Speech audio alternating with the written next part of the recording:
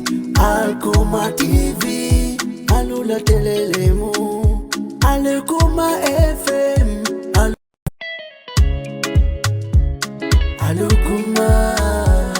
Alkuma. Nusale pales, Alkuma telele feleti, Delunya balula, Alkuma radio legenti, Alkuma. Tambangolu alule, alutale genti, Alkuma TV, alula telelemu, Alkuma FM, Alkuma, Alkuma.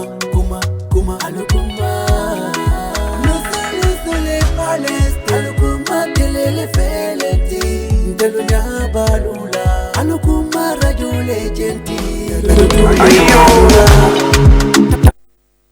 alule, alutale genti, Alkuma TV, alula telelemu, Alkuma FM, Alkuma.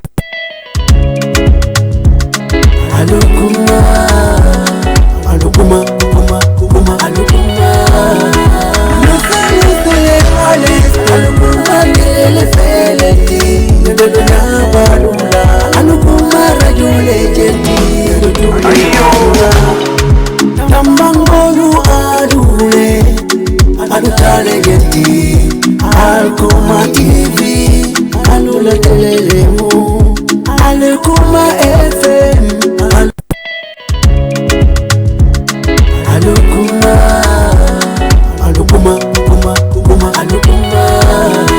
Nusale pales, Alkuma telele feleti, Delunya balula, Alkuma radio legenti, Tambangolu alule, alutale genti, Alkuma TV, alula telelemu, Alkuma FM, Alkuma.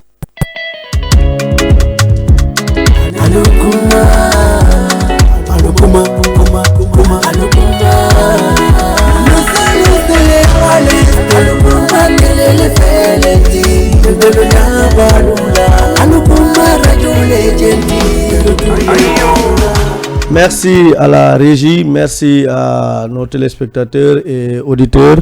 Mbokk yi assalaamu aleykum wa rahmatullahi taala wa barakatuhu. Yéen a ngi seetaan Alkuma TV ci suñu plateforme digitale yi. Yéen a ngi déglu Alkuma FM 107.0 la voix du Sénégal oriental.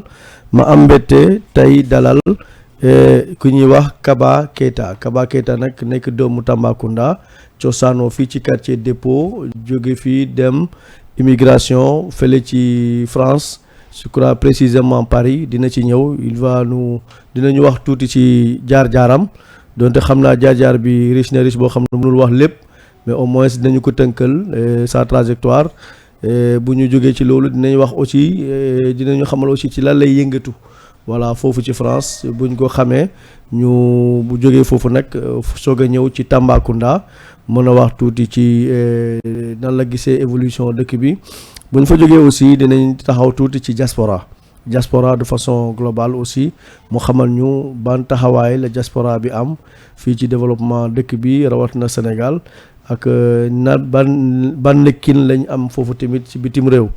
Alors bu ñu fa jógee aussi dinañ wax ci politique nag moo nar a tëjee émission bi incha allah alors mbokk yi du ma def lu dul permettre sama invité bi di Kaba Keita mu nuyoon rek askanu Tambacounda avant ñu démarrer émission bi Kaba na nga def. maa ngi sant yàlla. maa ngi lay ziar. ok ça va merci beaucoup. maa ngi profité ci émission bi aussi pour souhaiter la bonne et heureuse année 2026 année de paix de santé de prospérité et de réussite dans tous les projets. Merci beaucoup pareillement. maa ngi profité ci invitation bi ci sa part di les remercier bu baax a baax. Merci. Di présenter aussi mes meilleurs vœux 2026 à la population de Tamba, à mes proches, ak waa Sénégal yeeg ak ñu ma xam yëpp de proches quoi. année de réussite ci seen projet yi ñu bëgg yëpp. amiin yal na yàlla defal ñu am ci jàmm.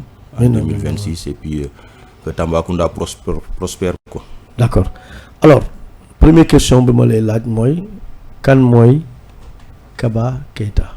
Bon, Kaba Keita, comme nous l'avons dit en début de l'émission, Kaba Keita, moi, doomu Tamba, je suis né à Tamba, fille là du judo, yaro, fille là de mon cursus scolaire, primaire, ñaari école élémentaire, école dépôt, moi actuelle Sada Makassi. École Sada Makassi, voilà, avec école Médina Koura. Ok. Là def sama ñaari cursus primaire. mais loolu nan la demee parce que école dépôt école primaire la mel na école primaire la. Oui. dañ la dàqoon dépôt nga demee na Koura wala lu xew. Non, parce que voilà, école dépôt dañuy considérer que à l'époque c'était pas trop sérieux quoi ci suñu côté parents yi. Donc école bu doon ay grève wala. voilà, il y avait trop de petits problèmes et puis on était trop nombreux affaire yooyu. Parents yi préféré que ma dem école Médina Koura. Ok ma demee foofu la continuer ba jógee foofu après dem collège Jean 23. Pareil aussi hein, bon c'est vrai qu'au moins entré en 6e.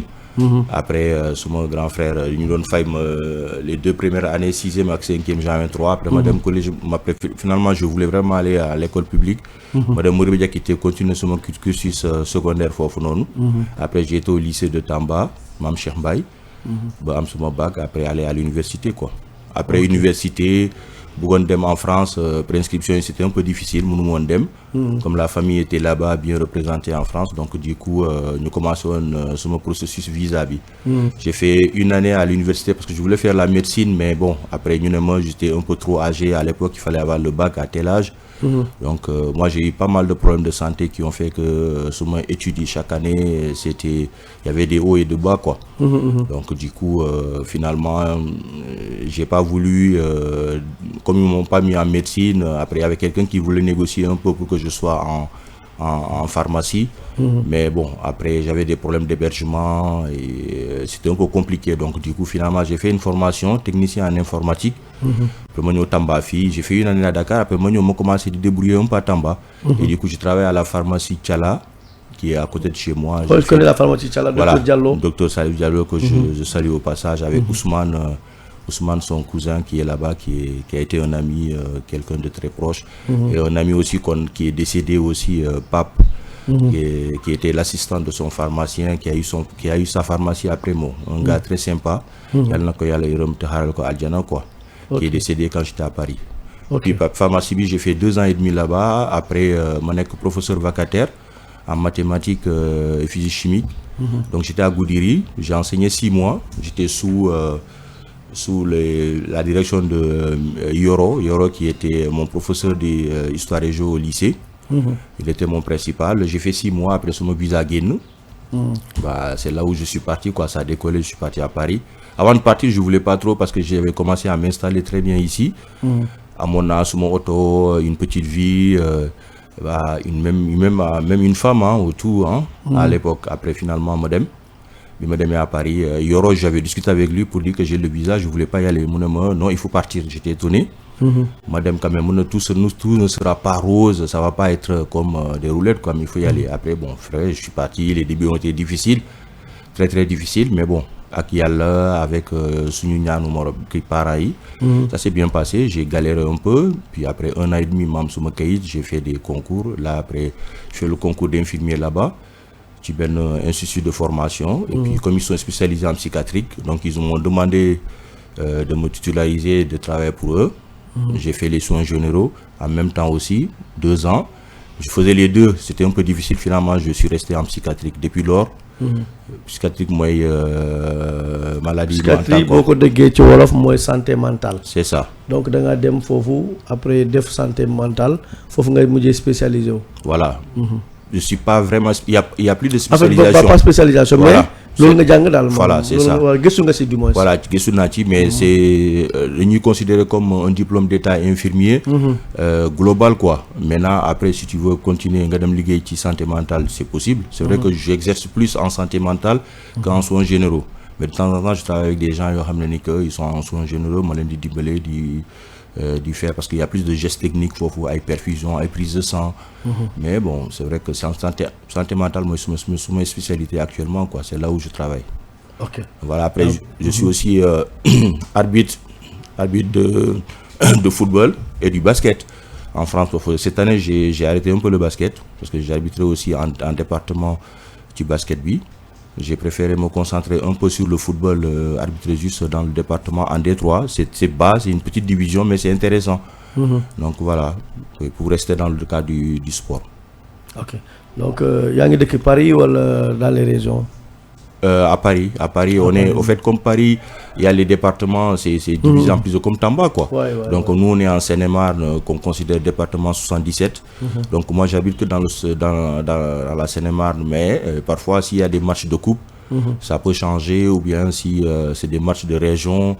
Donc nous arbitrer gars yu jóge Paris ñëw suñu côté yooyu pour des matchs comme ça qui sont intéressants, les matchs de coupe, même Coupe de France hein. Donc ça commence par nous on commence d'abord les premiers tours, après bu demee ba au 32e finale, donc après c'est les arbitres de haut niveau ñoom ñooy continuer quoi. D'accord. Donc aller travail professionnel et sport, est-ce que loolu yomb na?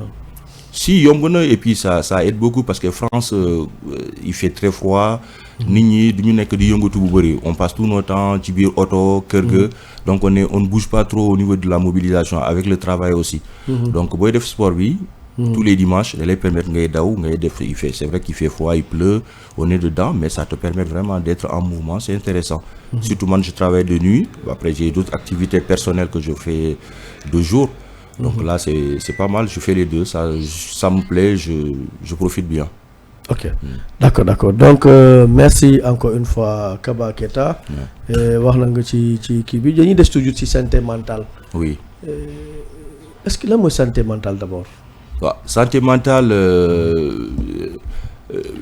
souvent c'est une maladie boo xam ne ni que les gens parlent de prédisposition, c'est-à-dire que ñun ñëpp ci àdduna on a quelques gènes comme le cancer, donc du coup on a chacun un petit gène de cette maladie.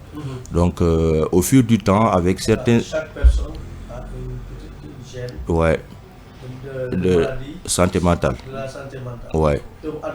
Ouais. Mun na am problème santé mentale, maladie xel.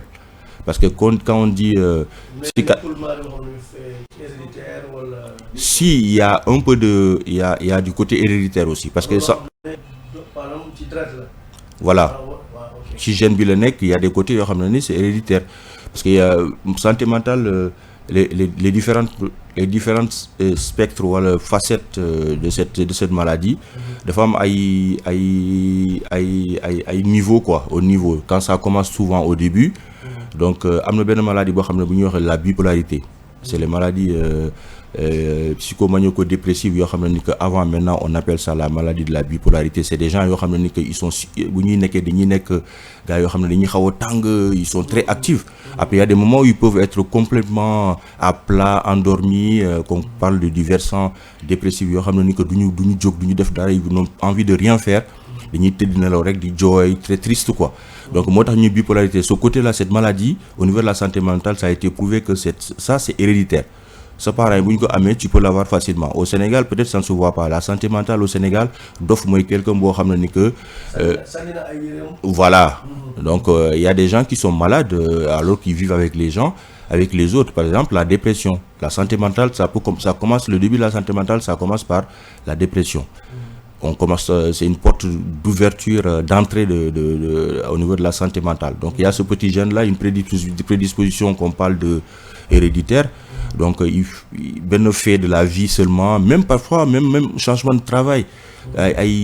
Ça peut pousser les gens à réveiller cette maladie directement chez la personne. Donc maladie bi, souvent ça commence par une bouffée délirante aiguë, que l'on appelle BDA. Moi xam ne ni que da ngay toog un jour comme ça on comprend rien du tout, nga jékki-jékki rek ngay tenir ay discours yoo xam ne ni que ça ne tient pas la route, c'est incohérent en suñu jargon lu ñu koy waxee, ngay ay wax yoo xam ne ni que c'est pas cohérent, tu es complètement dans l'irréalité. Tu peux les raisons quoi. Voilà.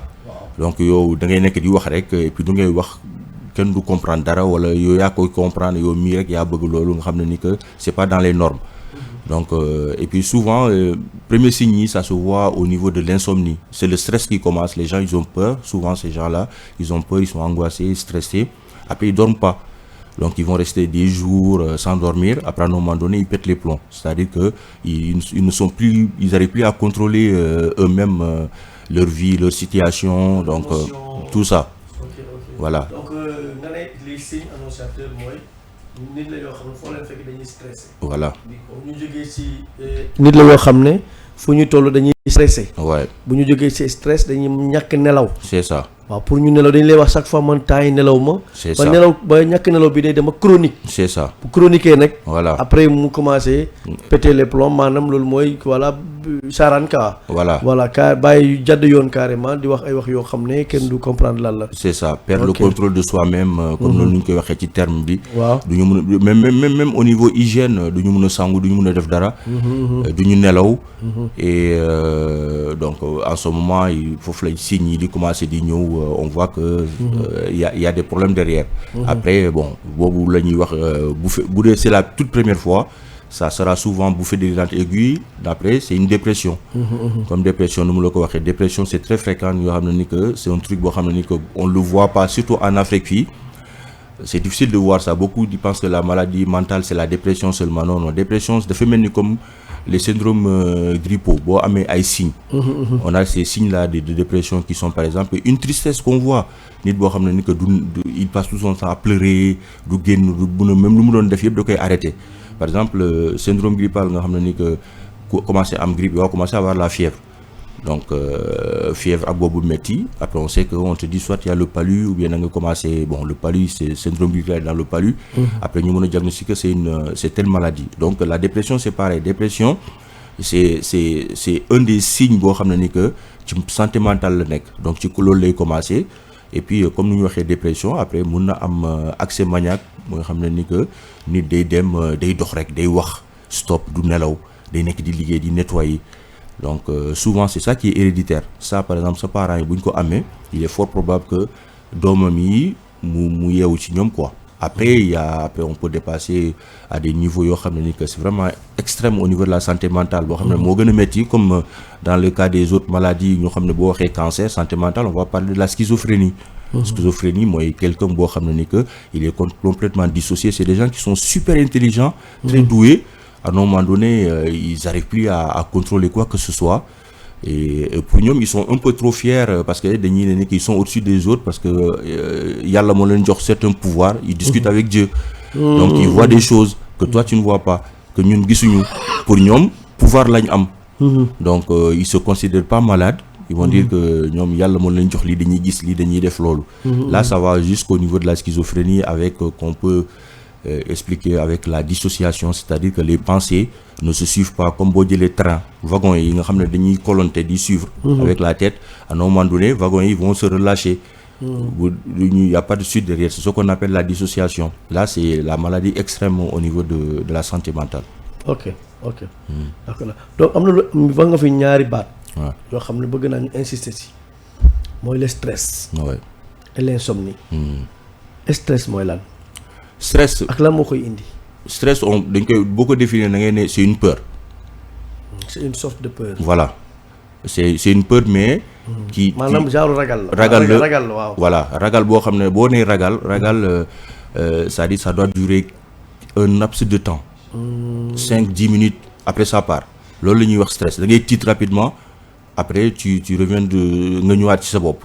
Loolu mooy stress parce que dafa am stress moo am angoisse. Mu am anxiété. Donc ça commence par le stress, c'est un truc qui va te faire peur d'un coup. On peut être angoissé, que ça va aller un peu trop loin, alors que l'anxiété c'est quelque chose qui va durer dans le temps. Je suis anxieux parce que je dois faire un voyage. Donc et stress, puis, angoisse et anxiété. Voilà. Ça c'est les symptômes de la maladie santé mentale en gros. Donc stress là il commence, c'est une petite peur d'un coup. Après il y a l'angoisse qui peut prendre le relais, c'est-à-dire qui va se répéter plusieurs fois où il y a un peu plus de temps mais qui ne dépasse pas les 15 minutes. Après on commence à comme je l'ai dit anxiété bo xamné que nga dégg na que nit ku lan la sama xol neexul. C'est ça. Waaw sama xol neexul. Voilà. Waaw. Sama xol neexul. Mo ngay faral dégg souvent temps yi daal sama xol neexul. Voilà.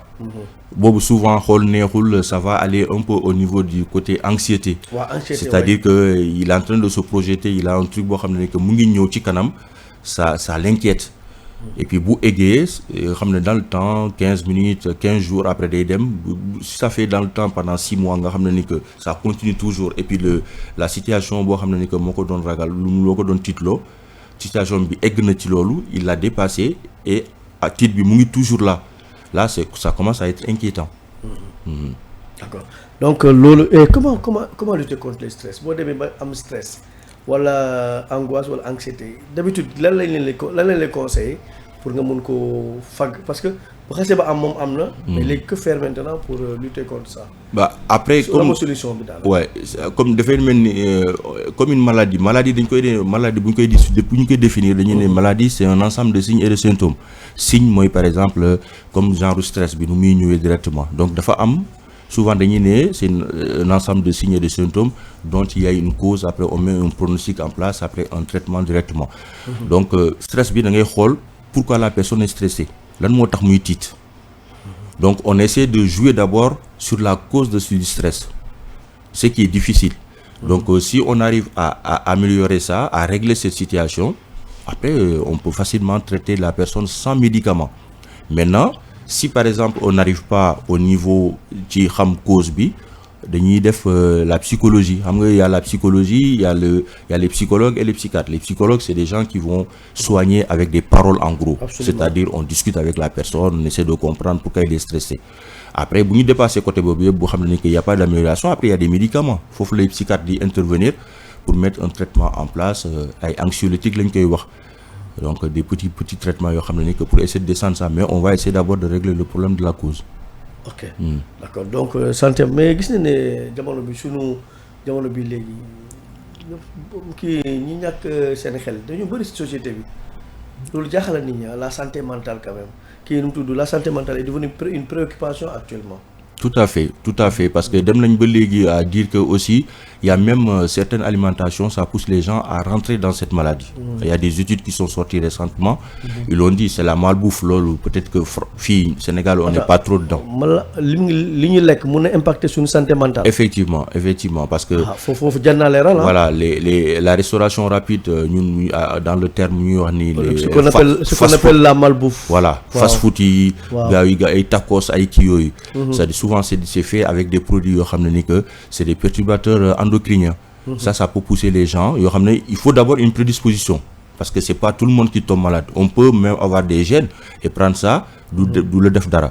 Après aussi il y a l'hygiène de vie. On est dans une société boo xam ne il y a trop de psychoactifs affectifs stimulants yoo xam ne ni que un peu de drogue, il y a trop de drogue, il y a des drogues yoo xam ne ni que il y a des drogues dures, il y a des drogues légères. Le cannabis par exemple fii ay marijuana comme ay yamba gars yi ñuy tux ñu ne dafa tux yamba ba dof non yamba doful loo ko dafa waroon dof il été prédisposé bu muy tuxee yamba bi moo yee maladie am bi. Donc il y a ce qui fait que comme affaire de drogue yooyu léegi maintenant c'est monnaie courante gars yi dañuy tux yem limité ñu ci cigarette. Ils sont dans ces trucs-là, cannabis et des trucs comme ça. Ça fait qu'il y a beaucoup de cas de maladies et que, comme on a dit, études que la malbouffe aussi, la bouffe comme fast-food, restauration rapide, parce que donc ils plongent dedans. Donc malbouffe, voilà. Surtout dès que tu collectes de temps en temps, ouais. Mais chaque jour, vous avez des hamburgers, des fataya, des shawarma. Ay tacos comme ni nga wax etc. C'est ça. Loolu quand même c'est pas recommandé. C'est pas recommandé. Fataya c'est les fataya ça va. Loolu pastel non boobu dañ koy def avec un peu de poisson et de la farine. C'est fait ça pose pas de problème. Mais les hamburgers là ñuy def ay ketchup ay kii yu ñu ci def. Il y a des produits yoo xam ne ni que il y a des perturbateurs endocriniens qui sont dedans qui peuvent facilement jouer au niveau des gènes et réveiller la maladie. Et créer ces situations de stress. Donc jàpp nañ ne kenn ku nekk si ñun am nga feebar bi. Ouais. Mais lu koy déclencher. Voilà nga war a moytu. Voilà li koy déclencher bokk na ci yamba. Voilà wala lekk boo xam ne xamoo produit fan lay jógee. C'est ça. te loolu fast food yi. ci la. ak lan encore. Stress waaw. waaw stress de si am. Stressé chaque fois aussi wóorul. C'est ça wóorul. waaw ce quotidien là les faits de société. ñu ngay vivre.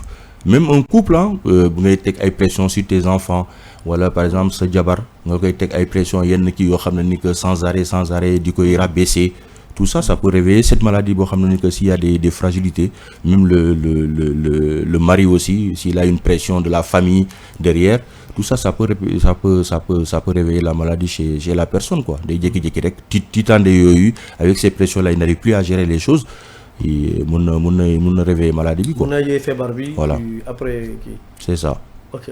Ouais. Est-ce que vous comparez un peu les prises en charge en Europe avec Afrique, surtout Sénégal, il doit y avoir une grande différence. Il y a une notion qui est mais une notion qui est ñaar notion yi fi wax sax mais ñaar yooyu yëpp xam nañ fi tumuranke maanaam prise en charge par un psychologue prise en charge par un psychiatre waaw psychologue moom wax mais fii nga gis ñi nga xam ne dañu am problème ba ñu jàpp leen prison maanaam ku rey nit fii d'habitude dañuy ko recommander ay muy waxtaan ak psychologue voilà wala mais ki nga xam ne dafa commencé départ kooku psychiatre lañ koy recommander mais boo xoolee Europe bëri na fa mais fii xaw na fi tumuranke loolu ban jàngat nga ci am. C'est vrai que Sénégal maladie mentale existe na avant mais gëstuñu ko ci bëri comme ñu koy defee Europe. Europe ñoom ils sont avancés nañ ci lu bëri quoi. Donc maladie mentale nu ñu koy gérer Europe ak fii du benn. Fii même au niveau de la prise en charge parce que man yàgg naa bi ma ñëwee fii dem depuis que ñu doon def prise en charge à Djinkoré. gars yi nekkoon foofu chaque vacances su ma ñëwee depuis 2014. Depuis 2010 bi ma ñëwee j'ai été là-bas 2014 chaque année bi ma ñëwee damay dem même ici après jusqu'à ce qu'ils ont déménagé. Et damay indi chaque année bi may ñëw damay indi ay garab ci pour la maladie mentale mu demee ma jox leen ko. Donc ma xool lañ am j'ai même assisté à des entretiens nu muy demee. gis naa am maladie visité naa leen fu ñu nekkoon quand ils étaient à Djinkoré même fii bu ñu nekkee fii ci ginnaaw tribunal bi derrière le marché. dem naa foofu voilà je dois même partir les voir parce que j'ai amené naa ay quelques médicaments yoo xam ne ni que dem leen di jox à chaque fois. C'est ce que je fais balaa may ñëw. J'essaie de collecter des médicaments sur ça ma ñëw jox leen ko. Donc c'est vrai que ici la prise en charge ça reste complètement dérisoire quoi, mais ils font des efforts, ils font avec ce qu'ils ont, mais c'est pas la même chose. Nous faisons parce que maladie les médicaments pour la santé mentale, c'est des médicaments yoo xam ne ni que bëgguma tiitloo nit ñi, c'est des médicaments qui peuvent tuer les gens. Ça peut créer facilement un arrêt cardiaque. Donc il faut tout faire un bilan complet pour voir déjà. Après pour pouvoir instaurer ces médicaments là. Je sais qu'au Sénégal ici ça va être très difficile. Pour def yooyu du médicaments yi ñuy joxe nii. Donc il y a fii même les gens qui géraient ça à Tamba il y avait même pas de électrocardiogramme, c'est-à-dire ECG ñu war a def pour xool kër gi. Est-ce que par exemple on a un QT boo ñu xam ne ni que c'est un terme un peu médical boo xam ne ni que est-ce que le QT il est long. S'il est trop long, il ne faut pas donner ces médicaments-là, c'est-à-dire que les battements du cœur sont très lents. Wala ñu wax ci ay bradycardie ñun suñu kii yooyu ku am loolu nga xam ne sa xol il bat pas très vite nga jox ko maladie boobu tu vas le ralentir encore parce que c'est des maladies qui ralentissent. Parce que maladie santé mentale ça vient d'une hormone bu ñuy waxee ni que la dopamine. C'est au niveau du cerveau. La personne par exemple boo xam ne il est en accès maniaque, il a trop de dopamine au niveau du cerveau. C'est-à-dire loolu comme ñu koy pousser il est très actif. Donc il va falloir jouer au niveau des récepteurs suñu terme léegi quoi bu nga xam ne ni que pour empêcher qu'il y ait trop de dopamine qui vont occuper les récepteurs. Médicaments yi ñoo jouer sur ça alors que ces médicaments là donc ils vont ralentir les gens. Day commencer di ralentir le cœur au niveau du transit loolu yëpp day ralentir la personne au moins aussi même bu muy dox loolu yëpp day koy ralentir day tax ñu am yaram. Donc tout ça da nga koy gëstoo balaa ngay joxe médicament bi. Je sais qu'au Sénégal on ne sera pas à ce niveau là. Donc jusqu'à présent on n'est pas à ce niveau. Moi ça me dérange pour dire qu'on est un pays sous-développé. Moi c'est des choses des termes yoo xam ne ni que su ma koy dégg ça me dérange trop. On peut pas rester sur ces trucs là pour qu'on ait un pays sous-développé, un pays en voie de développement ou quoi que ce soit. L'Europe c'est un pays développé. Moi je dirais que plutôt l'Occident c'est un pays yoo xam ne ni que c'est des pays organisés. Donc nous on n'est pas très organisés sur pas mal de choses. Domaine boo jël l'organisation il reste encore énormément d'efforts à faire. Depuis que nous on est petits jusqu'à présent c'est les mêmes choses qui se passent. Donc ça veut dire que on fait un pas en avant, un pas en arrière. Jusqu'à présent, on a du mal à trop avancer. Donc fii effectivement ils n'ont même pas de CG. Et puis j'ai essayé de faire l'effort pour mun ko am fële indi ko fii. Je voulais même travailler avec la mairie à l'époque, mais j'ai pas eu l'occasion de pouvoir voir le maire tout ça parce que je voulais faire venir une équipe un médecin psychiatre, un réanimateur, un médecin urgentiste, pour qu'on puisse faire un petit séjour à Tamba.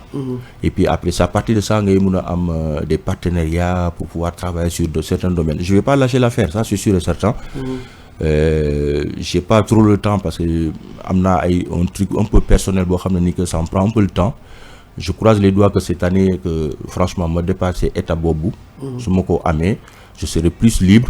En ce moment, ça sera l'effort. Je pense que peut-être qu'avant de partir, je pourrais rencontrer le maire qui fait un excellent travail. Parce que Tamba, sur ce côté-là, on voit que Tamba, c'est devenu une ville très, très, très éclairée. Et qu'au moment des fêtes comme ça, il y a une présentation lumineuse, il le fait. Et ça, c'est très bien. Et puis la jeunesse a un endroit où on a des fofou, des déglus de musique, fan zone, de discuter. Donc nous, avant, on n'avait pas tout ça. Donc là, le maire qui est là actuellement, félicitations. Quoi. Il fait effort du côté donc, le maire Pabandedje, oui, je vois que, sauf parce que demain, chaque année, je vois que la ville a évolué sur certains côtés. D'accord, on va revenir sur l'évolution de la ville. Dernière question sur la santé mentale.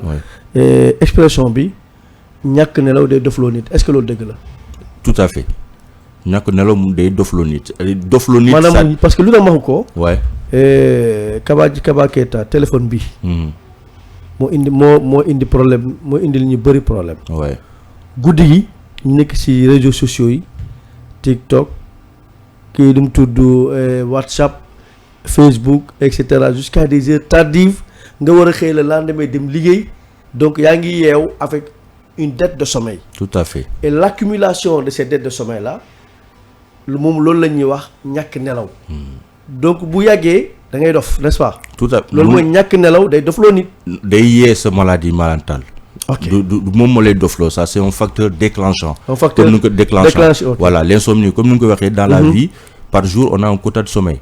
On parle de minimum de 8 heures de sommeil. Donc quota de sommeil doomu adama. C'est 8 heures par jour. Wow. C'est ça qui est le quota idéal. Il y a des gens qui vont te dire man 5 heures rek lay nelaw doyna. Non. Yow 5 heures ngay nelaw doyna pour yow ça va, yaa ngi koy gérer, mais à la longue dans le temps bo démé ba ci biir fofu lay indil ay jural ay yeneen problème yo xamné ni que ce n'est même pas que la santé mentale, hein. Même au niveau du cancer, hein. Mën na ko jox parce que le sommeil c'est important. Les 8 heures de sommeil, le sommeil on a 5 phases. Sommeil ñu xamné ni que dans la nuit on peut avoir de 3 à 4 phases. Te sommeil dafa am ay étapes. Boy nelaw da ngay libérer ce cerveau, day nettoyer, ça fait une mise à jour comme c'est un ordinateur. Donc quand le cerveau on dort, on est dans le sommeil, on parle de sommeil profond. C'est en ce moment que tout ce qui est les toxines là, cerveau doit nettoyer et ça se vide dans le sang et ça va se libérer par suñu voie yi, les urines ou les transpirations par la peau. Donc si ñu nelawul, comme on parle du sommeil déjà, on parle du sommeil lent, endormissement. Après ñu dem bo xamné ni que tu es complètement dans le sommeil. Après il y a le sommeil paradoxal. nga xam ni que mooy sommeil yoo xam ne ni que ci sommeil profond yoo xam ne ni que instant yooyu ngay def ay commencé tout est ralenti da ngay mel ni ku konku dee c'est-à-dire même bu ñu yëkkati sa loxo ñu bàyyi ko du bouger c'est-à-dire que y a que le cœur qui bat foofu le cerveau commencé di nettoyer parce que il gère plus le reste foofu mooy sommeil profond ngay nekk après nga commencé dugg ci sommeil paradoxal nga xam ne da ngay commencé ay tuuti rêve rek nga commencé yeewu c'est-à-dire tu dépasses une phase première phase boobu jox na qui dure 90 minutes. Après tu passes à autre chose, ce qui fait que ça nettoie. Donc le sommeil de Faubar, ça peut être un facteur déclenchant de pas mal de maladies. Ok. Donc ku dul nelaw daal mën nañ ko yedd ne ko del nelaw. Ouais. Waaw te di nelaw suffisamment moytu téléphone yi ak écran yi ak yooyu guddi. Et la nuit est faite pour dormir. Tout à fait. C'est le meilleur moment pour dormir. C'est le meilleur moment pour dormir. Voilà. D'accord. Alors mbokk yi ma fàttali leen ne maa ngi fi dalal ku ñuy wax Kaba Keita nekk doomu Tamba nekk fële ci Paris. Di yëngatu ci wàllu wér-gu-yaram wala watina wér-gu-yaram xel di yëngatu aussi ci sport voilà balaa ñu ñëw ci Tambacounda wax ñu tuuti ci sport bi yow sa bopp bi ma préparé émission bi ma defee affiche bi ñu bëri ne nañ ma c'était un grand sportif am na ñu ne da nga doon basket yow nga ne da nga doon aussi def handball ak football ouais. ak football en même temps aussi. Oui, tout à fait. Voilà football loolu doon def gardien nga wala libéro nga. Non, attaquant laa woon. Attaquant oui. Ok. Donc, ban équipe nawetaan nga joué fii Tamba. Tamba Real. Donc joué nga Real. Oui, j'ai joué au Real après ma dem jouer à ban génération nga joué fii à Real. Rappelez-moi deux noms seulement. les Ansou période kii yoo xam ne j'ai joué avec les Bekay Cissé ak Seydou Kanté par exemple. Seydou Kanté joué le Real. Ouais, Seydou Kanté ñoo def en France ensemble. Donc ñoo fondo. On a commencé pas mal de choses. Même école Sadamakasi, on était là-bas. Après joué na ak ñoom Seydou Kanté, on a fait le côté cadet. Seydou paraît que c'était un bon joueur, hein. Oui, il se débrouillait comme man. Moi, j'étais pas un grand joueur. Les grands joueurs, c'est un gros terme. Donc on se débrouillait. C'est vrai que moi.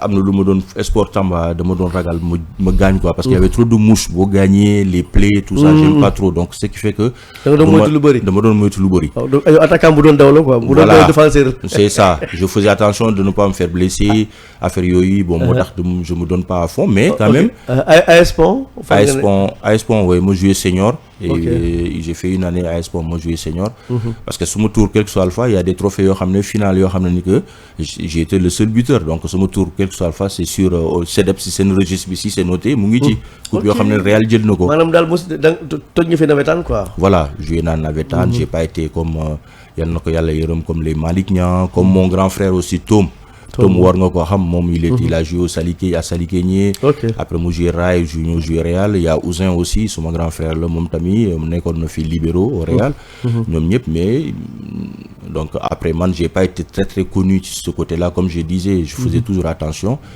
tu faisais attention aux blessures voilà et puis basket fille avec ñoom Ansou basket ou Tamba bit aussi Ansoumane Noba voilà on représentait un peu Tamba dem ci ay régions yi di jouer après à un moment donné handball tamit am doole ñu nekkoon ci Niokolo Badiar il y avait des gens qui avaient pris ce truc là donc on jouait au hand avec les Bounama Kanté ñoom ñoo nekkoon ci groupe bi di gérer on a fait un peu de hand ici et puis lycée aussi bu ñu nekkoon suñu ay UASU yi on jouait ensemble tout ça avec suñu prof d'éducation physique yi ay Dabo ay Thomas tout ça on a fait pas mal de choses à Tamba fii ci côté boobu. D'accord. Alors merci encore une fois à Kaba Keita ñu ñëw ci Tambacounda chaque année da ngay ñëw nga ne seetlu nga une nette évolution dans la ville de Tambacounda en termes d'infrastructure de qualité de vie ou bien de modernité. Tout à fait parce que Tamba début bi ma doon ñëw ville bi dafa lëndëmoon trop lumière duñ ko taal. waaw mosoon na fi def benn article Tambacounda un gros village. waaw c'est ça. et à l'image d'un gros village sans lumière. waaw c'est ça les routes. C'était toujours à l'ancienne yoon yi baaxuñu mais au fil du temps j'ai vu que même dafa am ay raccourcis quartier yu bëri dañoo jege ville yi. par exemple Botou je sais que j'avais des anciens promotionnaires yoo xam ne ñu ngi woon Botou dañoo doon dox di dem Botou était à 12 kilomètres de Tamba c'est ce qu'on disait. Mais aujourd'hui boo xoolee Botou. C'est presque une région qui est à Tamba. donc ça veut dire quartier de Tamba. C'est ça. Tu as l'impression waaye. Voilà donc ça veut dire que yoon yi defar nañ ko boo xam ne ni que. tous les villages là dugg nañ ci biir Tamba comme ni ñu koy waxee ci terme boobu. et puis comme ni mu ko waxee chaque maire bu ñëw chaque fois da ngay dégg woy on a trouvé des dettes on peut pas faire ceci on peut pas faire cela mais là j'ai vu que. ville bi dafa éclairer partout à Tamba foo dem ci biir il y a des lumières partout. que ce soit tard la nuit. On est au moins dans un côté boo xam ne il y a la sécurité ça il faut saluer quand même le maire qui est là qui continue à le faire. Donc c'est des choses après bon Sidiki Kaba qui était notre ministre qui aidait vraiment Tamba qui représentait bien qui a beaucoup aidé qui a beaucoup soutenu les jeunes de Tamba. Il a fait pas mal de choses à Tamba. Même seen rond-point bi yoo xam ne ni que ils ont fait leur jeu de tout ça. ma doon tooñ un cousin là. La Daba bu ñuy wax Camara. Ah oui la Daba c'est mon ami. Voilà qui le soutenait je lui ai dit ça n'a pas été trop réfléchi parce que mënu leen payer une facture de 500 000 francs. pour payer l'eau pour remettre ça. il fallait faire un truc écolo nga xam ne c'est un recyclage. seau d'eau yi nga gis yëpp ndox biy jóg muy wàccaat ci suuf yéegaat encore pour faire la même chose. mais ça n'a pas été réfléchi. defoon na même il avait même installé des feux de stop fii ci gis naa ay feux rouges yi tout ça mais loolu Promoville la. voilà Promoville avec la mairie de Tamba. voilà moo installé woon ay feux de mais malheureusement jusqu'à présent feux rouges yi ça ne marche pas. ça ne marche pas. juste pourquoi ça ils n'ont pas mis ça en service.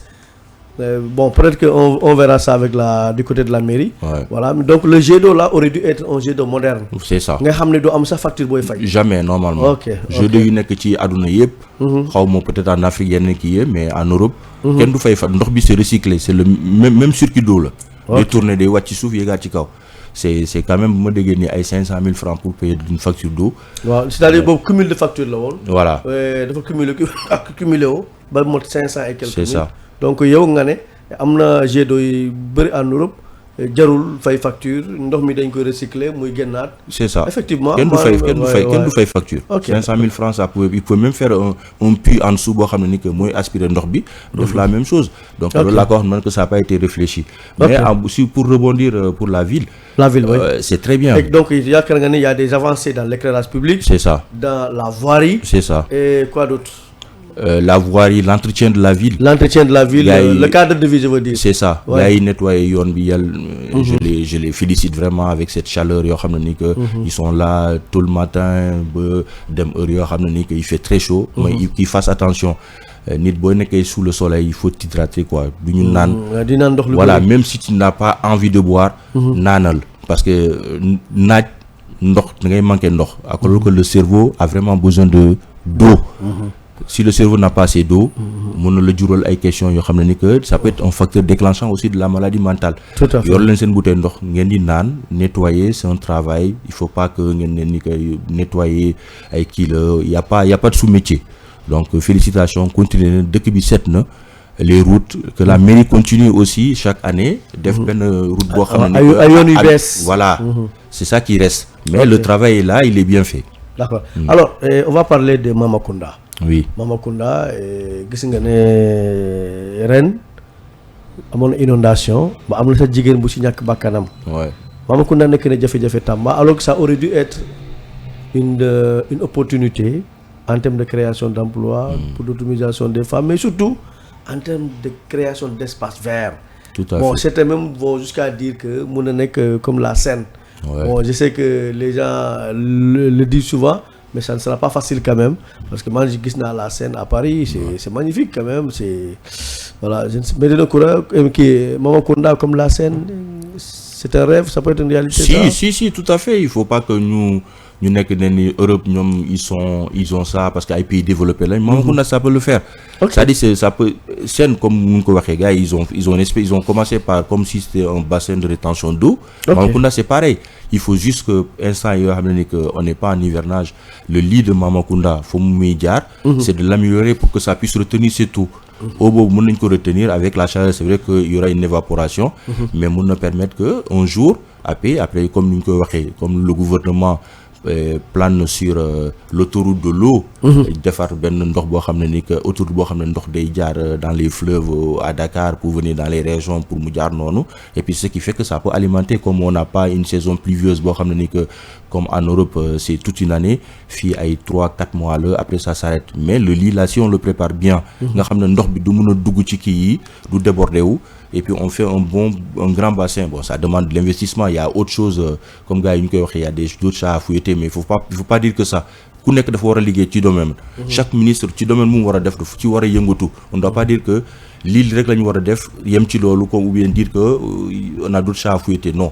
Chacun bu ñu commencé di yëngatu ci lu ñu def à Mamakunda le truc là, ça peut être un truc boo xam ne il faut réfléchir dessus. Commencer déjà à y travailler dedans. Waruñu xaar. Parce qu'il y a même des gens qui vont jusqu'à dire que pourquoi ne pas drainer ndoxu géej dex bu Gouloumbou avec tuyaux yu mag ça se voit un peu partout dans le monde ñëw pour irriguer Mamakunda mu nekk la Seine de Tamba. Tout à fait c'est possible mais déjà il faut préparer bien le lit parce que nu mu mel fu muy nekk voilà il faut le préparer nga xam ne ni que ndox il faut le préparer il faut même peut-être même déloger ñi fa nekk de occuper le lit mineur ou le lit majeur. C'est ça. Voilà yóbbu leen feneen libérer emprise yi carrément pour que loolu mën a antu. Ouais, c'est ça. Mais loolu bu antoo Kaba Tamba dina rafet ah trop sax oui ça sera l'idéal parce que ñun Tamba lañ xam ñun ñu nekk Europe man xaw ma ñeneen yi mais moi personnellement suma vacances yëpp comme je l'ai dit c'est à Tamba. Donc yow chaque année Tamba nga ñu def sa vacances. Chaque année donc musuma dem États-Unis j'ai la possibilité d'y aller mun naa dem ay Dubaï des trucs comme ça mais ça m'intéresse pas man su ma ñëwee Tamba suma stress bi day wàcceeku je me repose je revis suma jeunesse. Ressourcé wu. C'est ça. damay ñëwaat revivre encore stress bi yëpp day dem. Même ce que je suivais même les journaux en France l'actualité en France du ma ko seetaan. Je viens je coupe complètement le pont même lekk sax c'est très rare ma dem ci ay dibiteries yi. Tout est fait à maison tout est fait maison du moins. Donc kër ga laay lekk man nekkuma ci ay lekku tubaab yi. boo ñëwee Tamba da ngay décompression. C'est ça. Ok ok moo tax yow nga ne tu préféré nga chaque fois ces vacances ñëw Tamba. Tamba. Alors ñu dem wax tuuti ci dem ci diaspora bi. Ouais. mbokk yi comme ni ma ko waxee sànq ci démarrage émission bi maa ngi dalal ku ñuy wax Kaba Keita nekk doomu Tamba juddu fii quartier Dépôt dem Paris France di fa liggéey defe naa def na fa léegi 20 ans hein. Ouais. Voilà 22 ans d'immigration. Voilà ñi soxla expérience am tuuti aussi ci immigration bi foofu alors ñi bëri jàpp nañ ne immigration lu baax la mais nuñ koy defee mu am solo maanaam immigration régulière loolu am na loolu baax la mais immigration irrégulière moom ban conseil ngay jox xale yi nga xam ne dañuy taayale seen bakkan di jël ay gaal wala ay désert pour dem Europe.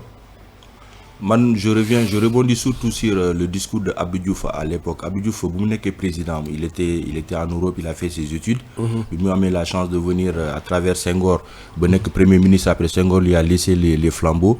Abdou Diouf disait que son principe c'était de lutter contre la corruption. Mais quand il est venu, il a trouvé qu'il y avait le père corrupteur qui était l'Occident, et puis après il y avait le fils producteur qui était les gens qui étaient sur place. Il pouvait rien faire. Il a regardé ce qu'il a fait. Parce que Senghor dafa defoon une restriction pour gars yi sénégalais bu ñu génn. Abdou Diouf il est venu, il a dit j'ouvre la porte, celui qui veut partir il peut aller en Europe parce que moom il a été là-bas boo tax mu am yooyu.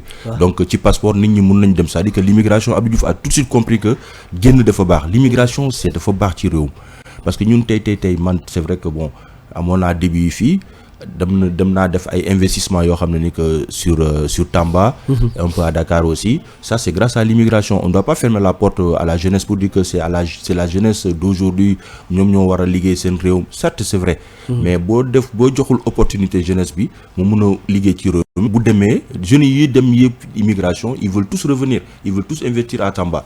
C'est un élément, les immigrés ils apportent de l'argent, c'est-à-dire qu'ils font des investissements yoo xam ne ça permet à la population de pouvoir vivre d'état. Man tey am naa kër fii Tamba, il y a des locataires qui sont dedans. Certes je gagne de l'argent dedans, mais ñoom au moins ils ont un cadre de vie, am na fu ñu dëkk. Voilà, loolu su ma ko deful woon ces gens là ils vont habiter où? Donc ils auront un petit problème. Donc ça c'est le fruit de l'immigration. Après revenir, il y a l'immigration régulière et l'immigration irrégulière. Certes c'est vrai, man je l'ai toujours dit, man bu ñu ma waxee ne demal Guinée pour aller en Europe, je l'ai dit que man su may jógee fii pour dem Europe Dakar laay jógee pour dem Paris, mais du ma jël ay kii yeneen ni pour dem.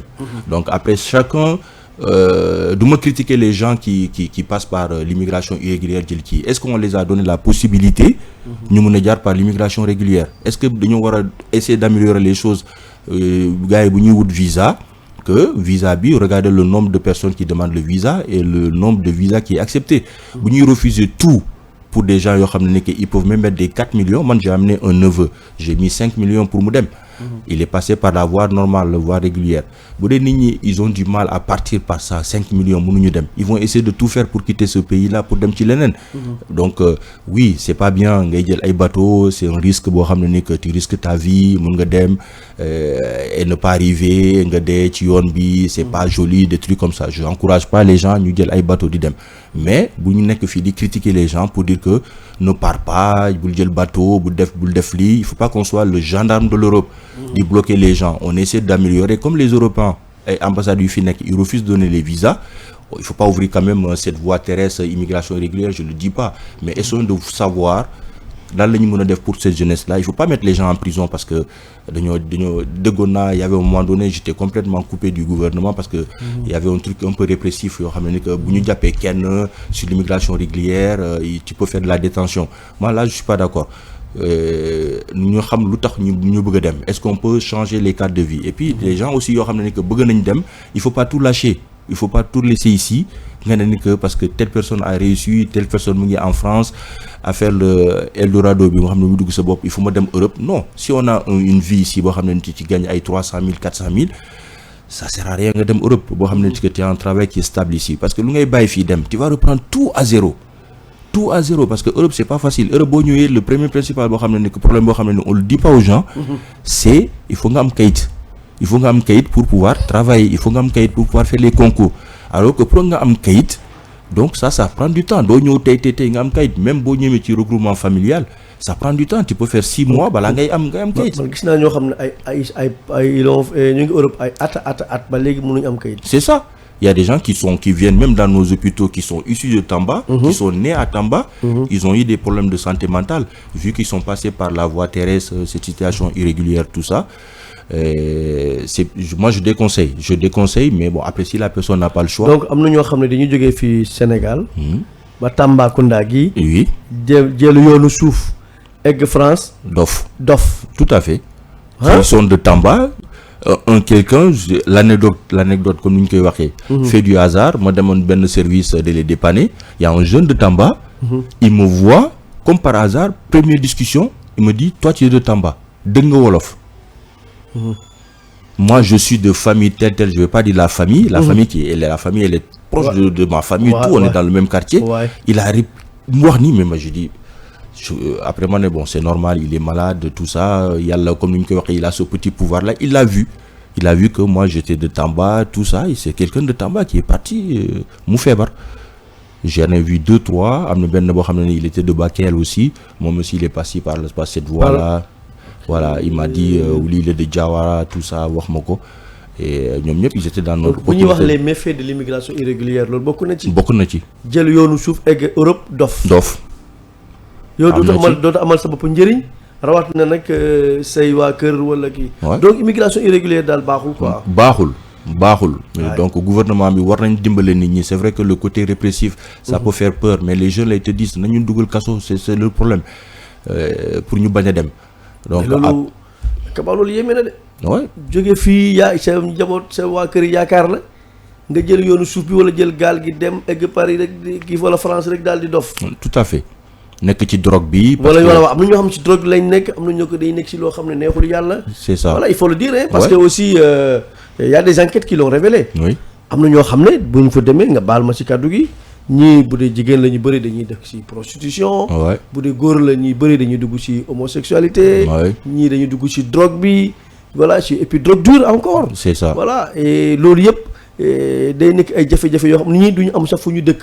loolu waaw les sans-abri boo koy dégg en Europe. waaw fan yii sax gis naa Paris ay mesures yu ñu jël. pour aider les sans-abri. nga jóge fii bàyyi fi sa néeg bu baax dem ba Europe amoo fooy fanaan lu dul ci mbedd. c'est ça loolu yëpp defe naa dañu war a sensibiliser nit ñi ci yooyu. waaw il faut ba pare nga dem Europe te amoo métier. surtout loolu. Kaba Keita loolu la ko gisee. non mais Europe am na côté boo xam ne ni que même boo amul métier la difficulté en Europe c'est pas côté métier seulement. c'est côté papier la parce que tubaab loolu laa lay wax. këyit la xam mais tubaab dafa organisé man dama ne ni que l'Occident c'est pas ku ñu ne pays développé moi je vais pas utiliser c'est juste un pays organisé. Donc même boo ñëwee amoo métier ils vont te former ci métier bu nga bëgg. mun la former waaw. voilà nga am métier. saa yoo bëggee def métier ñun tey man maa ngi France maa ngi liggéey. ils ont créé un truc boo xam ne ni que dañ koy wax compte professionnel de formation le CPF. C'est-à-dire que chaque mois bu may chaque année. j'ai un crédit boo xam ne ni que ça rentre sur un compte boo xam ne ni que si je veux faire même par exemple journaliste. la formation je peux financer par rapport à ça. Donc Europe dañuy préparer ci loolu.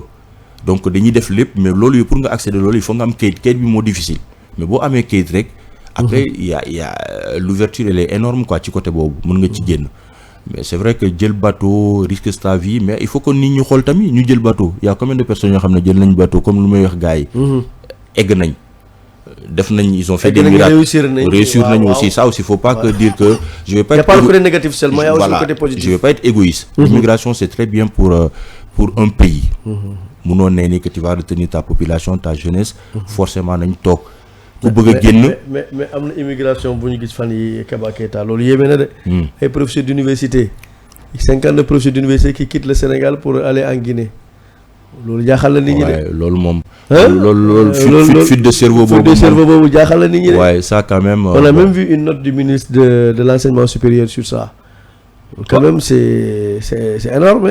Oui mais après... Bon, c'est vrai il y a aussi au Nigeria on a vu aussi au Nigeria récemment entre 2001 et 2024 il y a 10 000 médecins qui ont quitté le Nigeria pour aller à l'étranger. Qui sont partis, oui, parce que... Ça veut dire que la fuite des cerveaux, c'est une réalité en Afrique.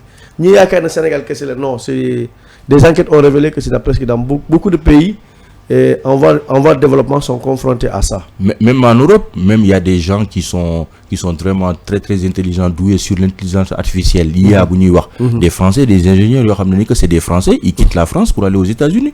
Parce qu'ils sont 10 fois mieux payés. Même le gars là, le milliardaire américain là, Elon Musk. Mais Elon Musk, il a créé une société, il travaille sur l'IA. Le gars, lui, il fait par mois, c'est attirant. Il y a des gens qui laissent le travail en France, aux États-Unis. Donc ça veut dire que l'immigration, il y a une fuite de cerveau, c'est partout. Elon Musk, c'est un multimillionnaire. Il paraît que c'est l'homme le plus riche du monde.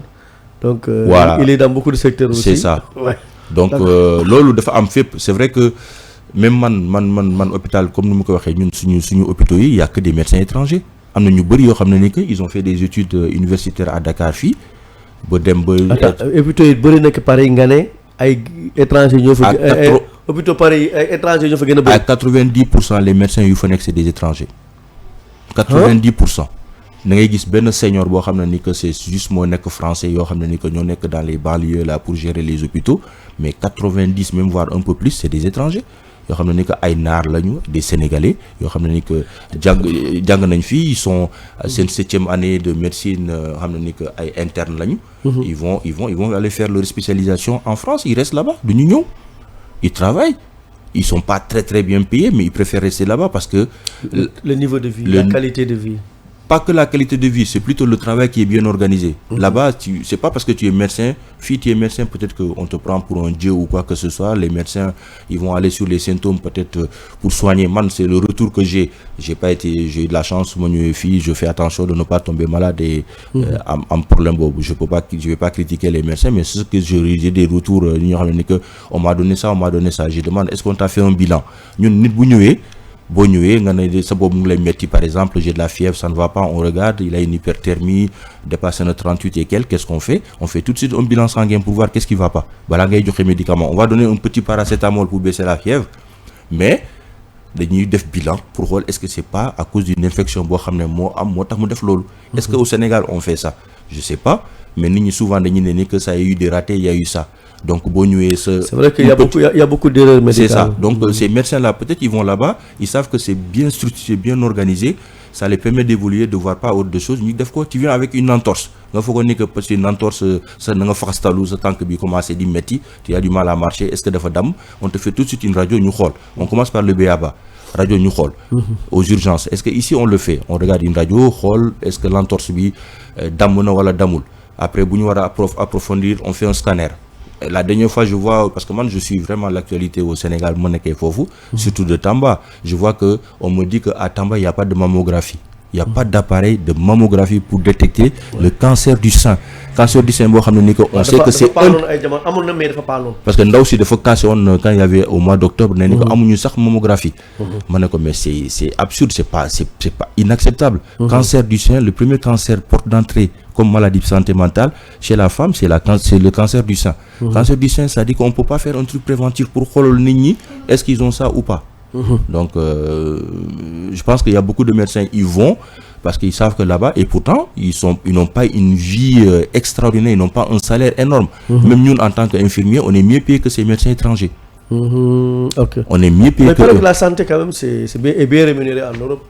C'est pareil aussi en Amérique du Nord. Pour les médecins, oui, médecins, nous les infirmiers, ça va. On a un salaire, que c'est, machallah, les médecins aussi, c'est vrai qu'ils gagnent très bien. Pas nos médecins étrangers, même s'ils font le concours de médecins, un salaire, que c'est énorme. Ils peuvent être un peu au-dessus des infirmiers, mais ils n'auront jamais le salaire d'un médecin français. Ok, d'accord. Merci Kaba Keita. Mboki, Mangi Dalalfi. Kaba Keita nek doomu Tamba nek aussi immigré fele ci France précisément à Paris def 22 ans ñeu di échange ak ñun ci expérience am. Alors lu may def ludul format émission bi moko laaj damay ubbi antenne bi. Papi le téléphone est prêt? Voilà donc Fallou voilà ubbil ñu téléphone bi 77 le voilà 726 93 74 voilà 77 726 93 74 mooy numéro bi ngeen xam ne 74 hein c'est le bon numéro n'est-ce pas je me suis pas trompé, ok.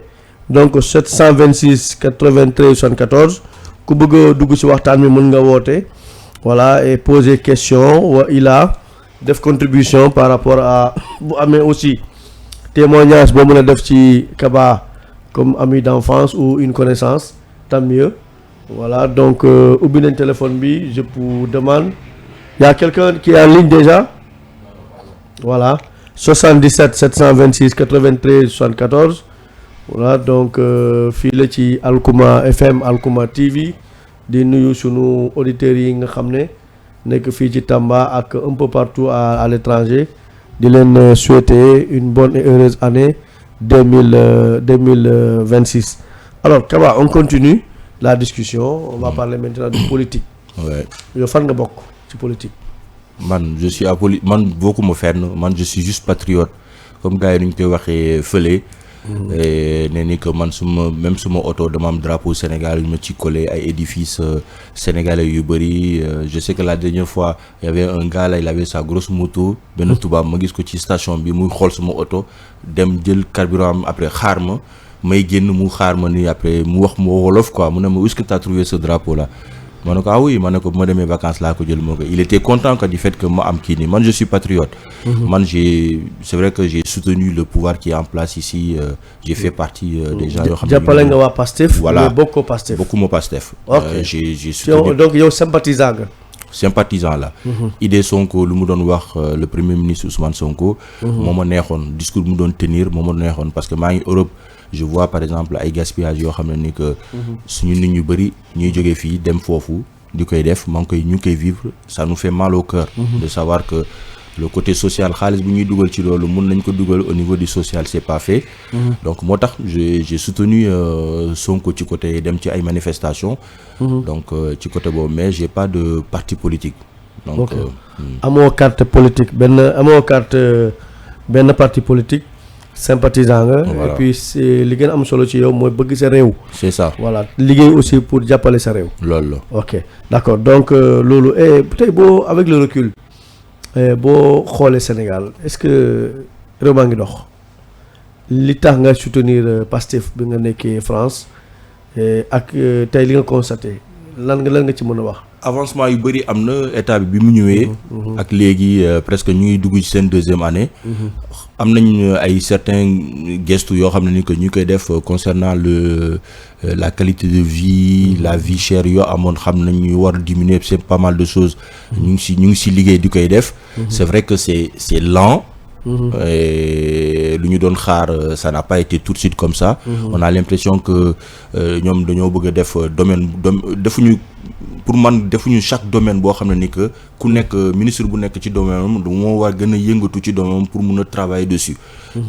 C'est-à-dire qu'il y a pas une évolution énorme yoo xam ne ni que on s'attendait à ça bu ñu ñëwee bu ñuy toog loolu mooy am quoi certes que lekk ñi comme ñu koy waxee le riz et autres l'huile ak yooyu wàññi. On a vu la baisse des prix. Mais voilà. Aussi on a vu la suspension ci importation ci produits yu bëri. waay ceeb bi importation bi dañ ko suspendre maanaam ceebu bu ñu béy Sénégal lañ nekk di consommer. waay ak soble bi pomme de terre bi ba ci banana bi nga xam ne jamono bi banana bu ñu béy Sénégal la ñuy consommer. c'est ça loolu quand même avancé la. waay waaye nag ba léegi Sénégalais yi nee nañ doyul de. voilà c'est lent mais après lu ñu doon wax boo ñëwee la vie n'est pas aussi énorme la situation n'est pas catastrophique au Sénégal. Certes que xaalis bi nu ñu ko doon yàqee. Gouvernement bi mu ñëwee ils veulent organiser un peu les choses.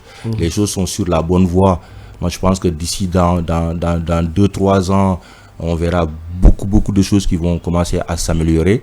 Mais lu may wax rek c'est-à-dire que il y a beaucoup de domaines yoo xam ne ni que dañ ci war a gën a yëngatu encore parce que. Comme lan par exemple. ñun par exemple nous les gens de la diaspora on a du mal bu ñuy investir fii même par exemple si tu fais une demande d'électricité pour am courant pour avoir un compteur. C'est dur pour que situation yi xaw a décanter tu es obligé de passer comme ni ñu koy waxee par. maanaam am courant am installation courant ak Sénélec lu jafe la.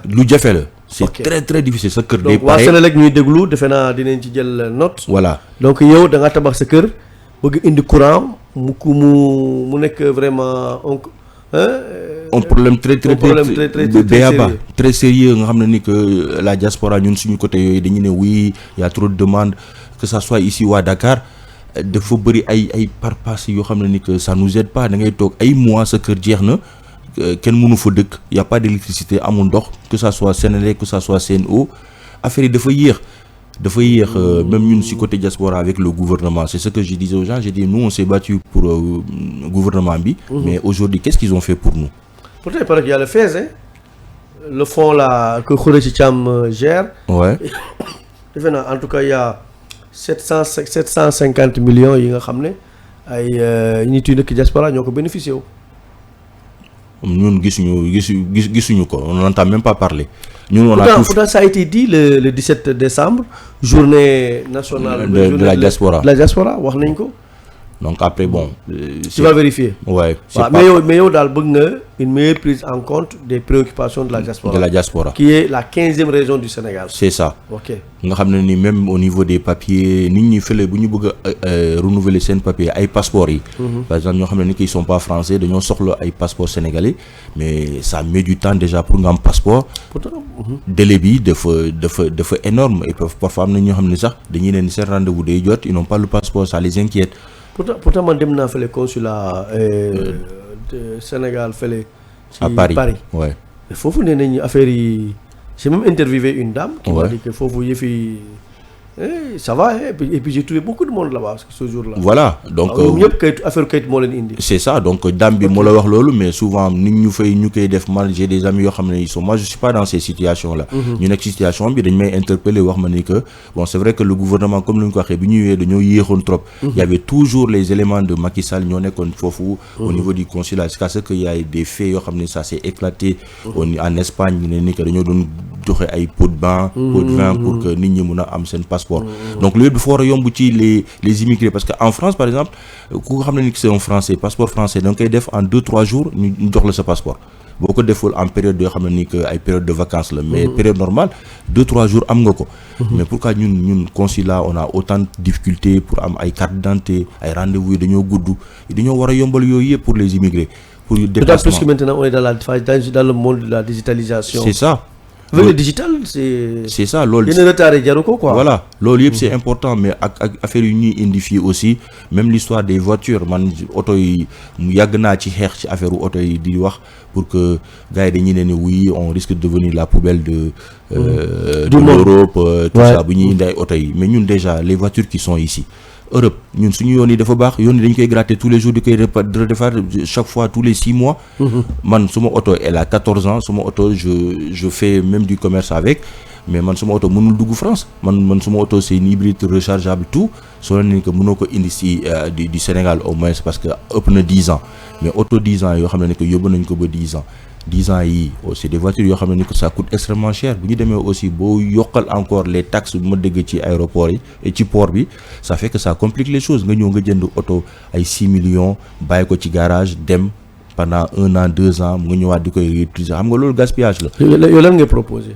Man lu may proposer ñu ñu libéraliser affaire bi complètement qu'on met pas de limite. On met pas de limite d'âge à la rigueur qu'on met des contrôles sérieux et contrôle technique sérieuse boo xam ne ni que même temps yow boo jógee sa Europe sa contrôle technique que ça soit moins de 6 mois bu ñëwee Sénégal aussi qu'on puisse faire un contrôle technique boo xam ne ni que c'est bien ci côté boobu xool qu'on laisse rentrer les voitures oto yi ñuy dugg les anciennes voitures yu fi nekk mën na leen jël en ce moment interdit leen duggalee à la casse parce que am na oto yoo xam ne xëy na peut-être ñu ngi daw fii Sénégal c'était des voitures 40 ans c'est ça c'est inacceptable surtout les 7 places là et car rapide là voilà am na yoo xam ne xëy na sax ñoom a mag. c'est ça bu ñu amee opportunité man j'avais une voiture boo xam ne ni que finalement dama ko bazardé et mënoon naa ko fi indi je l'ai ma bazardé ko presque lu mot 600 000 mënoon naa ko fi indi Sénégal bu fi ñëwee c'est une voiture boo xam ne am na lépp toute option mais mënu ma ko indi parce que la voiture avait 15 ans.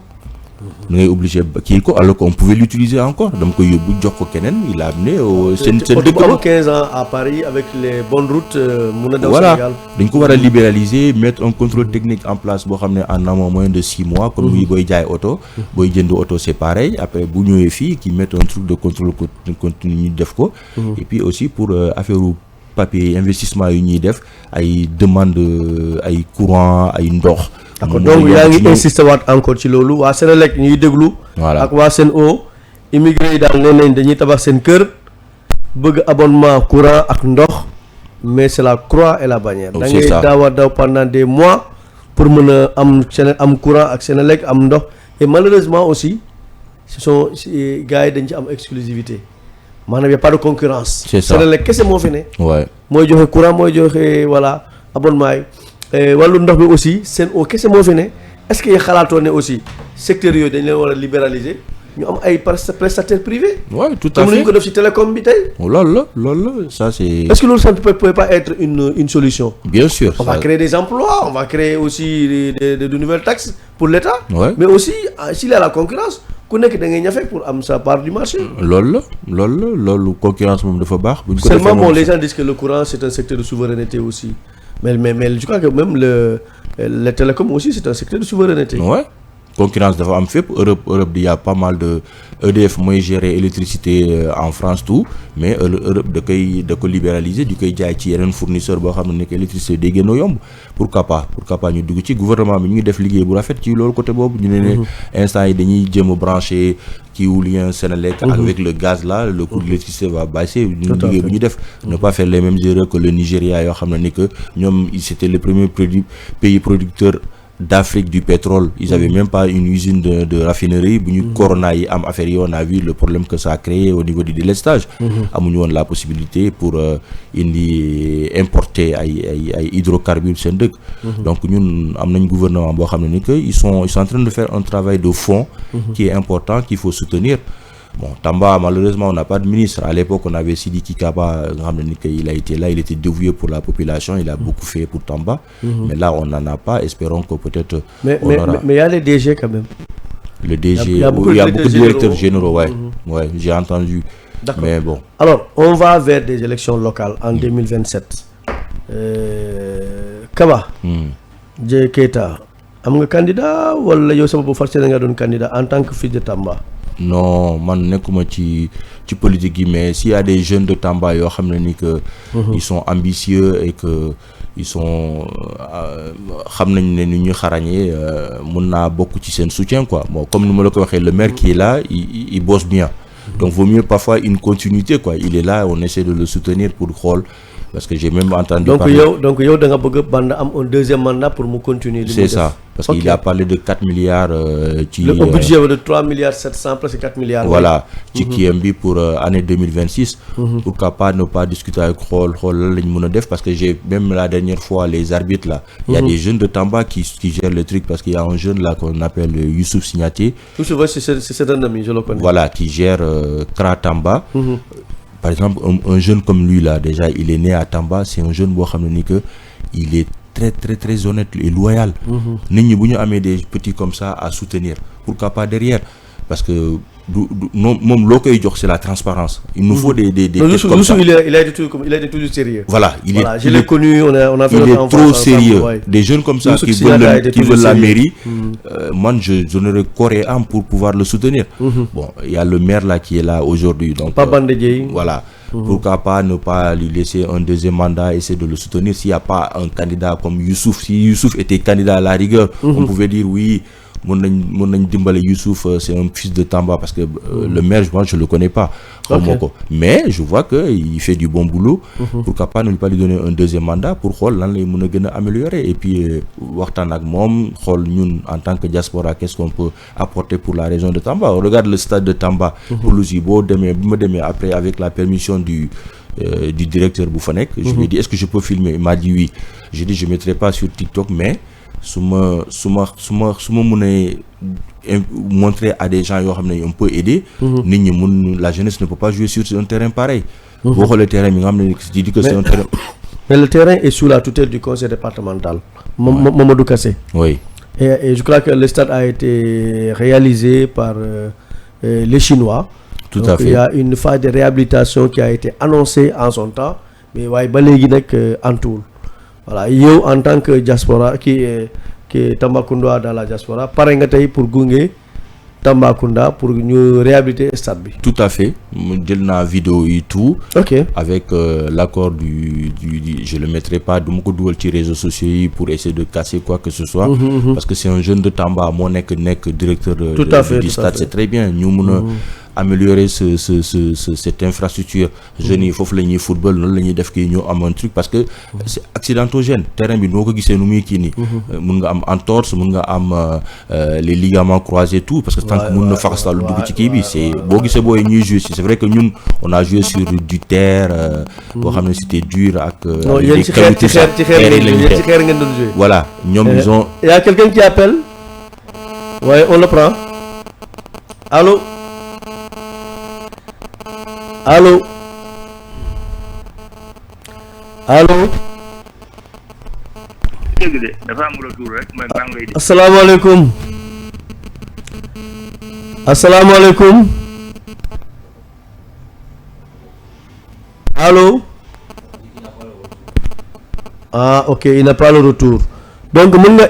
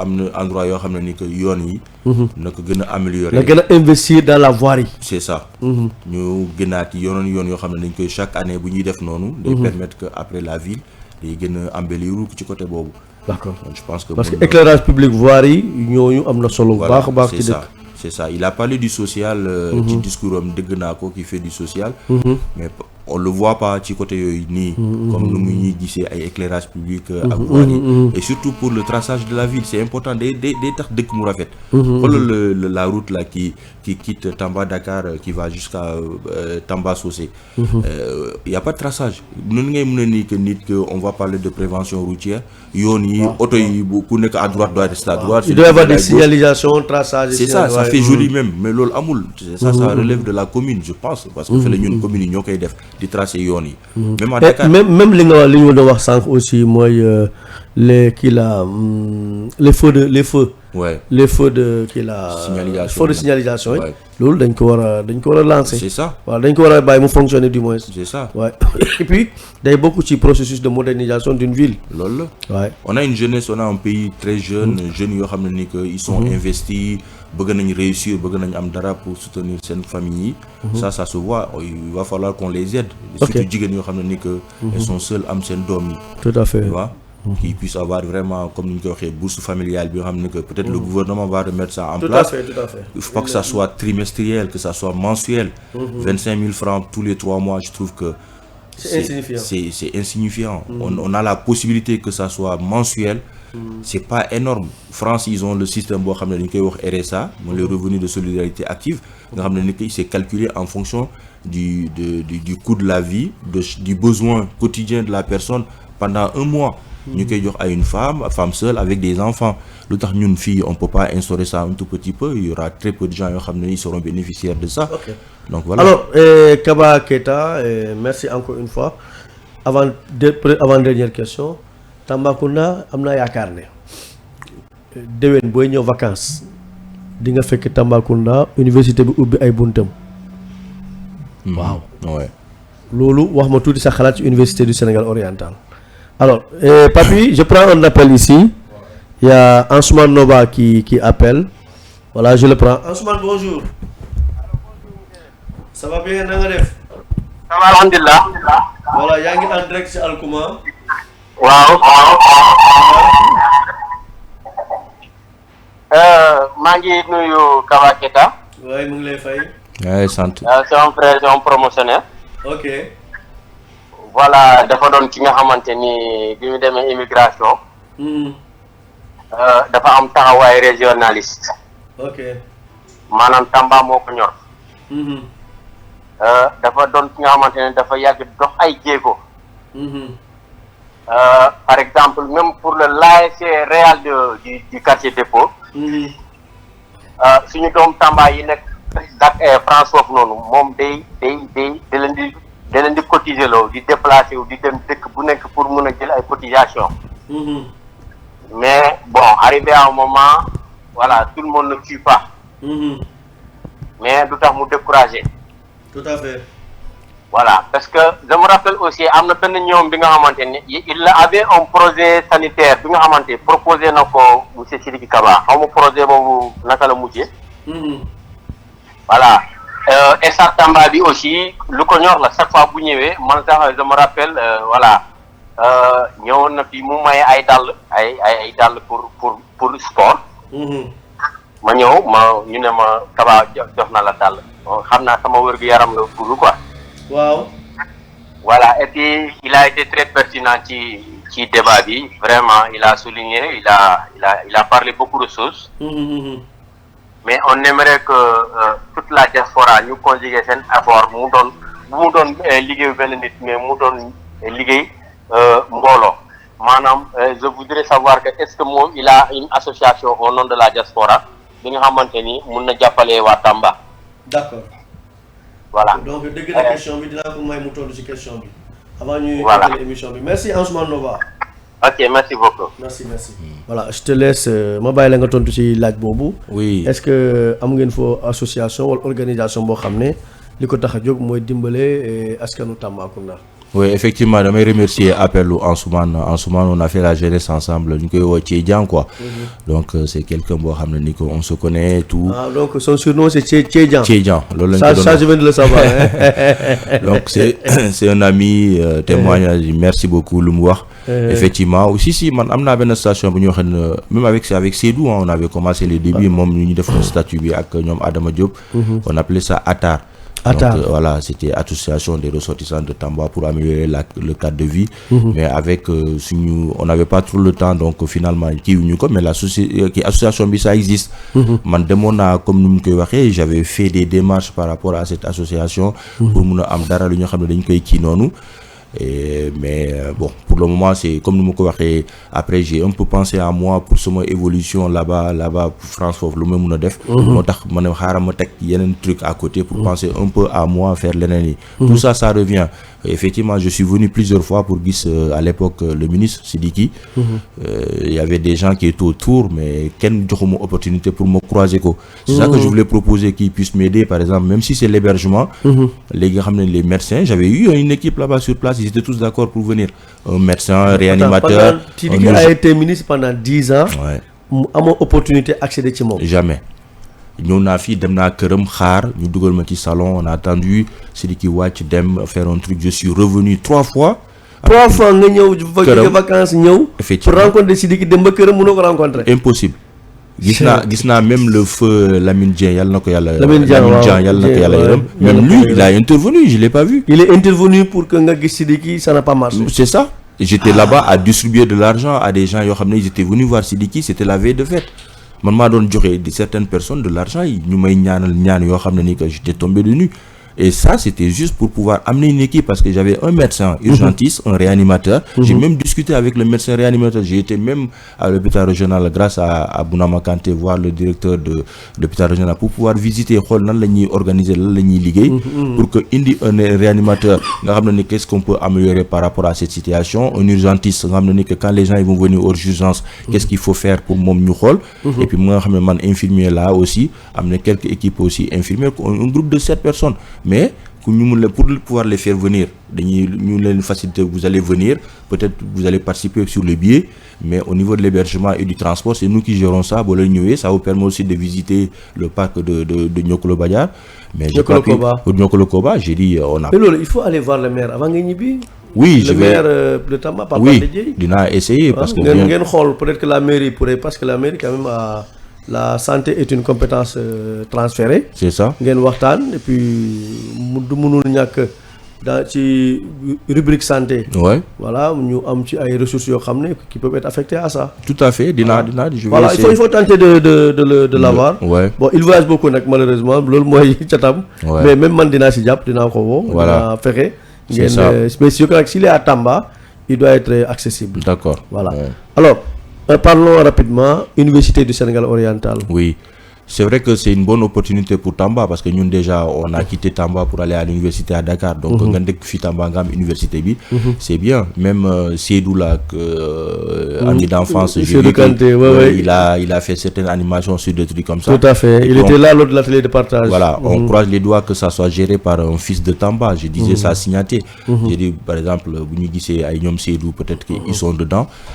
C'est bien Tamba, ça va bu ñu amee université, ça sera vraiment avancé bu baax, ça va nous aider. Donc ce sera une nouvelle ville hein. Ouais, tout à fait. Ouais, parce que yaa ngi si immobilier et bu fekkee am nga terrain jëm ko tabax de parce que j'ai reçu fi nga toog nii le directeur du CROUS de Ziguinchor foofu la toogoon. Parce que j'ai reçu ici 4 universitaires di def ak ñoom émission. Ci université bi nee na d'habitude les universités n'ont que 20% de taux de capacité d'hébergement des étudiants. Ñi si yëpp ils vont loger dans la ville. Ouais, tout à fait. Voilà donc université bu ubbee damay ragal ne Tamba dina am jafe-jafe pour héberger tous ces étudiants là. Voilà parce que l'université dina démarrer environ avec un minimum 500 étudiants. Voilà. L'université de Saint-Louis avait démarré avec 400 étudiants. 10 ans après avec plus de 4000 étudiants. Si l'université de Tambacounda démarre avec 500 étudiants, dans 10 ans il faut prévoir 5000 étudiants. Donc tous les besoins vont augmenter, surtout les besoins en hébergement, en restauration, etc. Alors, le mot de la fin, kaddu bu mujj bi. Le mot de la fin, déjà, je voulais remercier cette invitation, Bini. Vous m'avez invité et puis dire que nous, on est de Tamba, on sera toujours là pour soutenir Tamba. Man, je le fais pas pour que Amchidara, je ne cherche pas à avoir un poste fi Tamba, quel que soit Alpha, mais je viendrai tout le temps. Le moment où pour Tamba, je le ferai et je continuerai sur ça. Donc, vive Tamba, que Tamba continue et que Dom Tamba, qu'on ne lâche pas Tamba, ils ne lâcheront pas l'affaire. Que nous, que Tamba, ils sont au niveau de la diaspora, ils sont tous prêts à revenir. Okay. Donc, sur le billet d'avion, on n'a pas eu le temps de parler de ça. Que nous avons le billet d'avion, si on peut faire. État bi Air Afrique, Air Sénégal, voilà. Nous avons un quota, un prix famille. Un prix forfait pour les immigrés qui veulent venir en vacances. Parce qu'on ne peut pas mettre 2 millions pour nos vacances par personne. Ils ont des enfants, ils veulent venir. Tout à fait. Mais nous parce que les billets coûtent extrêmement cher. Nous avons état bi dimbal diaspora ci côté bobu. Té bo université investissement immobilier que la Sénélec et Sen'Eau qui nous facilitent les démarches qu'on puisse tabax ay yenn. En tout cas Sénélec ak Sen'Eau ñoo ngi déglu nañu dimbal diaspora bu ñu tabaxé ñu mëna téla am ndox ak courant. Di la fatali né pour l'année 2026 yow yaay suñu premier invité ci émission bi. L'année 2025 ku ñuy wax Mouhamadou Rassoul moo nekkoon suñu premier invité. D'accord. Donc vraiment merci pour cette confiance. Voilà, je crois que l'année démarre bien avec cette fois-ci c'est la diaspora. Mohamed Rassoul c'est un cadre de la Sénélec, à la Sénélec du moins, c'est un grand talibé de Serigne Babacar Sy. D'accord. Je peux le dire publiquement. Donc yow yaay sunu premier invité de l'émission La Vérité sur Alcouma pour l'année 2026. Je vous remercie encore et vous souhaite un très bon retour. Merci beaucoup. À très bientôt. Merci beaucoup. Nos salutations à Aïcha Dabo aussi. Okay. Je crois que c'est grâce à elle qu'on s'est connus. C'est ça. Merci beaucoup. Merci. Merci.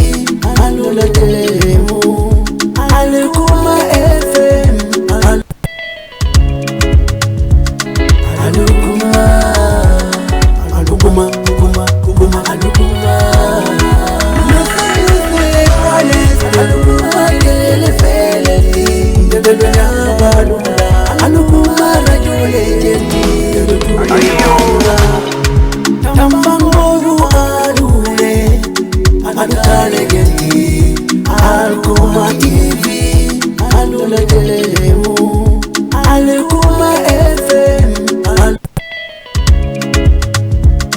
Alukuma Alukuma Alukuma Alukuma telefeledi Nebeluna balula Alukuma rajule jenti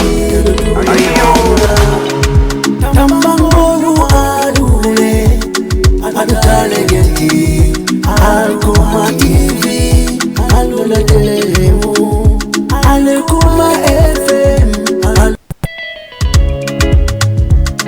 Alukuma